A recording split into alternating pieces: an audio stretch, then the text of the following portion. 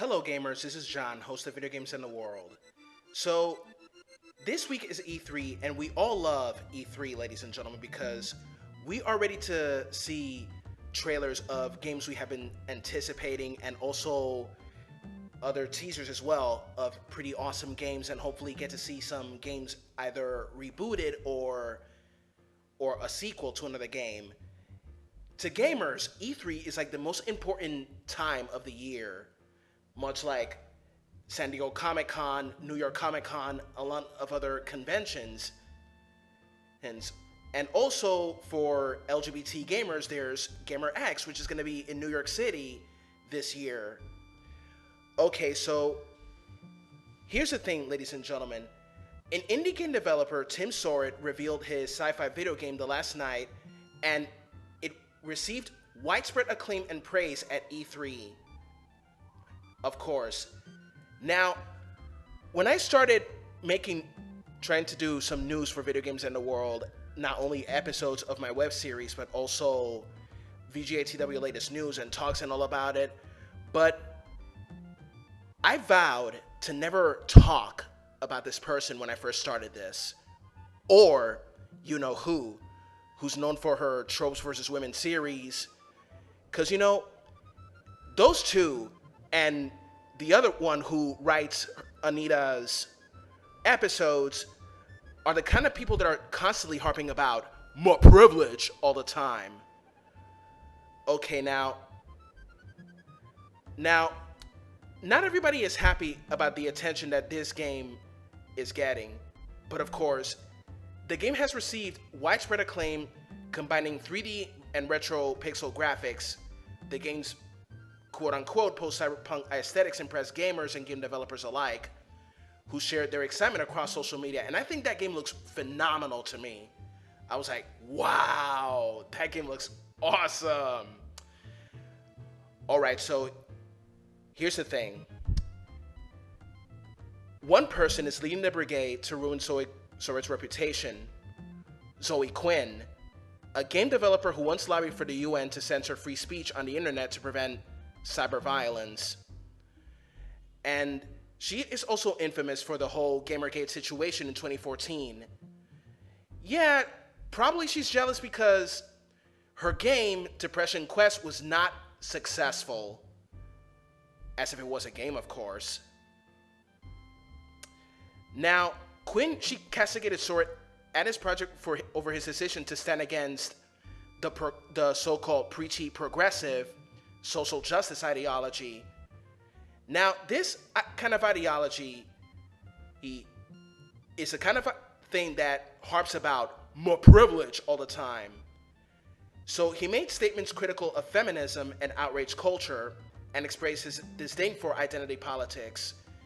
Now, I would take Sam Harris's advice to keep away from identity politics, because identity politics is controlled by the people who say, "I'm so offended by that," or "That's so racist,"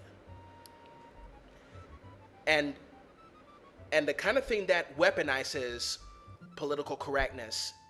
Now, I will quote this to identity politics and those who promote political correctness from a famous comedian that is one of my favorites, and he was very smart. Political correctness is America's newest form of intolerance, and it is especially pernicious because it comes disguised as tolerance. It presents itself as fairness, yet attempts to restrict and control people's language with strict codes and rigid rules. I'm not sure that's the way to fight discrimination. I'm not sure that silencing people or forcing them to alter their speech is the best method for solving problems that go much deeper than speech.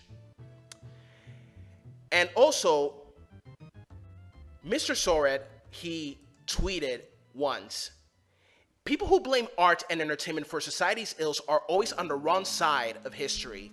And I highly agree, because every time something really bad happens, like all these shootings like Columbine, Virginia Tech, Sandy Hook, Aurora, the Navy Yard, the church in South Carolina, San Bernardino, Umpqua Community College, and last year the Pulse nightclub, they blame it on video games, but it's not the fault of video games. Truth be told is, people need to be held accountable for their own actions. But of course, when you blame something in the field of entertainment, you're just wasting in your own time. Because people need to be held accountable for their own actions. Now, Zoe Quinn went so far to accuse Soret of professionally trying to ruin her life and vowed to never let go of her hatred against anyone who opposes her ideology. And that's what I stay away from identity politics. And because it's retarded and you never go full retard. Heard. So, several years ago, Soret declared his intention to create a cyberpunk world with the last night in which modern feminism has won instead of egalitarianism. Which could be like a... And it looks pretty interesting because it looks like the type of Orwellian society where a lot of things that people enjoy are banned. Almost like in Demolition Man and almost like in George Orwell's 1984. And he explained the following. I find it interesting to show the danger of extreme progressivism in the background of the game, the characters, and the story. Finally, we'll have another take on the cyberpunk oppression instead of Big Brother in 1984, HAL 9000, big companies. What if the surveillance, bullying, marginalization won't come from governments, but from the internet itself? And that's such a game that social justice warriors would hate, because the only interest in social justice warriors is to promote their stuff into everything. For example, ooh, what's this? Tits? Sexist, change it. A man saving a woman? Sexist, change it. The choice in a video game like Grand Theft Auto or Saints Row where you kill both men and women equally? Sexist, change it. So you know, Zoe Quinn's credit as game developer should remain in quotes. And look, I'm not a game developer, but I love video games. And I have my criticisms for them, and I have my reviews of them. And you know, look, I don't hate a video game because of what I see in the video game. If I hate a video game, it's because of bad storyline, bad gameplay mechanics, and bad other stuff, you know, like glitches and bugs, of course. But now, we all know that the game that social justice warriors would enjoy, which was heavily blasted because of these following things I said, and especially one of the developers, Manveer Hare, would be Mass Effect Andromeda.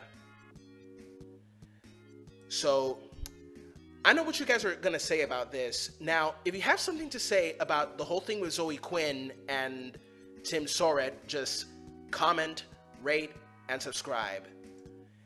Anyway, ladies and gentlemen, this is John, host of Video Games in the World. Have a good one. Bye-bye.